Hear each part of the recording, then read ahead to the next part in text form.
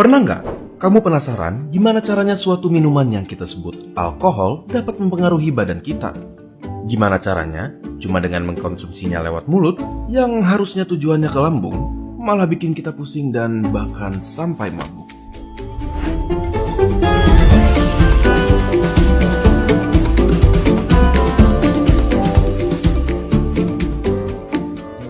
Coba kita mulai dari alkoholnya sendiri.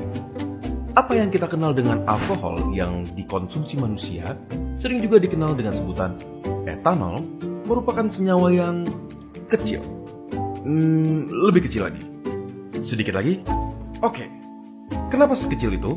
Karena etanol bisa melewati celah yang sangat ketat. Bahkan di salah satu barrier atau pelindung terpenting yang ada di tubuh kita. Coba bayangkan, senyawa-senyawa ini membaur ke dalam saluran darah kita secepat 20 menit bahkan di saat perut kita penuh. Namun, yang sebenarnya membuat kita sampai bisa merasa pusing adalah fakta bahwa senyawa alkohol bahkan membaur ke dalam otak kita. Tapi, bagaimana caranya? Otak kita dilindungi oleh suatu lapisan bernama blood-brain barrier yang fungsinya adalah meregulasikan komponen di dalam darah yang bersirkulasi ke dalam otak. Tapi, karena ukuran senyawa etanol yang sangat kecil, dia dapat dengan mudah menembus blood-brain barrier melalui darah melewati pertahanan tersebut. Inilah yang dapat membuat kita merasa pusing, mual, dan lain-lainnya. Terlalu banyak alkohol dapat memperburuk efek-efek tersebut dan bisa saja membuat kita tidak sadar sama sekali terhadap lingkungan sekitar sekalipun. Kita bisa menjadi terlalu percaya diri, bisa saja muntah, jatuh tidak sadar, dan bahkan koma atau meninggal. Secara alami, hati kita dilengkapi dengan perlengkapan yang memadai untuk menghancurkan senyawa alkohol ini. Tetapi, itu berarti meminta hati kita untuk bekerja lebih keras, lebih dari yang seharusnya. Terlalu banyak alkohol dapat menyebabkan pembesaran pada hati yang disebut alcoholic liver disease. Pada kasus yang berkepanjangan, memaksa hati kita untuk bekerja terlalu keras dapat membuatnya kewalahan dan mati. Kebetulan, kita tidak bisa hidup tanpa hati.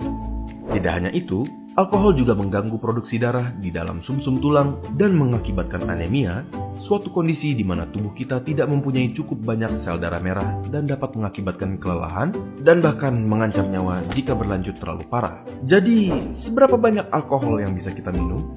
Jawaban yang benar adalah tidak sama sekali.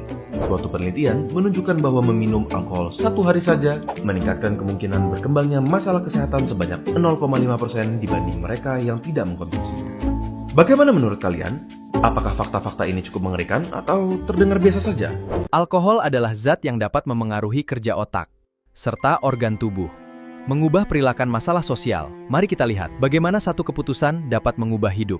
Masa remaja waktu mencari jati diri. Bud, ikut yuk. Tapi Ndi, itu kan alkohol. Alkohol berbahaya bagi masa depanmu. Ini bisa merusak hati dan pikiran. Kerusakan fungsi otak akibat alkohol secara langsung memengaruhi prestasi akademik. Remaja dapat mengalami penurunan konsentrasi, sehingga lebih sering membolos sekolah dan berisiko mengalami kegagalan akademik. Padahal, pada masa remaja, tubuh dan otak masih berada dalam tahap perkembangan, sehingga sangat merusak sistem saraf pusat, menghambat perkognitif, serta merusak organ tubuh, terutama hati. Mengonsumsi alkohol sejak usia dini meningkatkan risiko ketergantungan dan kecanduan pada masa dewasa. Alkohol memberi kesenangan sesaat, tetapi masa depan membutuhkan kesadaran yang kuat. Mari jadi versi terbaik diri kita. Pilih hidup sehat, bukan alkohol. Say no to alcohol. Tidak, terima kasih. Saya pilih sehat. Hidup sehat tanpa alkohol itu hebat. Tubuh sehat, masa depan hebat. Beginilah yang terjadi sesaat setelah kalian berhenti minum alkohol. Beberapa detik setelah kita berhenti minum alkohol, hati kita akan bekerja sangat keras untuk memfilter racun dan juga gula dari minuman keras tersebut. Ada molekul bernama etanol yang membuat kita merasa mabuk dan mengganggu kinerja otak, guys. Jika kita minum terlalu banyak, bakalan membuat badan merasa lelah, tetapi akan sangat sulit untuk tertidur.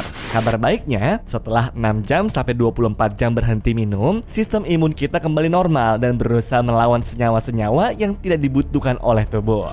Nah, kalau bisa bertahan 5 hari sampai dengan seminggu tanpa mengkonsumsi alkohol, manfaat sebenarnya dari berhenti minum alkohol baru mulai terasa nih, guys. Tekanan darah mulai turun sehingga gak gampang stres, nafsu makan juga mulai kembali, serta kulit akan menjadi lebih cerah karena tubuh sudah mulai terhidrasi. Setelah lebih dari seminggu, otak juga mulai memperbaiki diri dari kerusakan yang disebabkan oleh alkohol dan tubuh pun mulai kembali normal.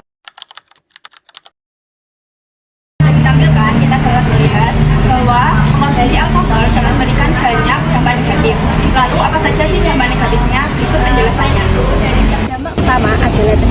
kesehatan fisik. Alkohol dapat mengganggu perkembangan otak, merusak hati, serta menurunkan konsentrasi.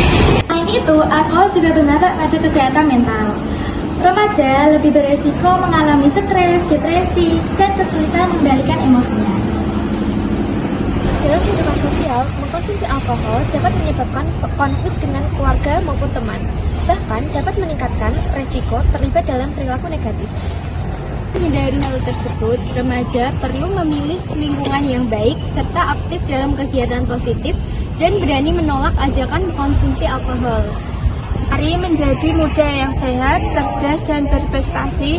Ingat, alkohol hanya memberi kesenangan sesaat, bukan selamanya. Sedangkan masa muda membutuhkan tubuh yang sehat, pikiran yang jernih, dan keputusan yang bijaksana. Katakan tidak pada alkohol. How bad could I possibly be? Let's see. How bad can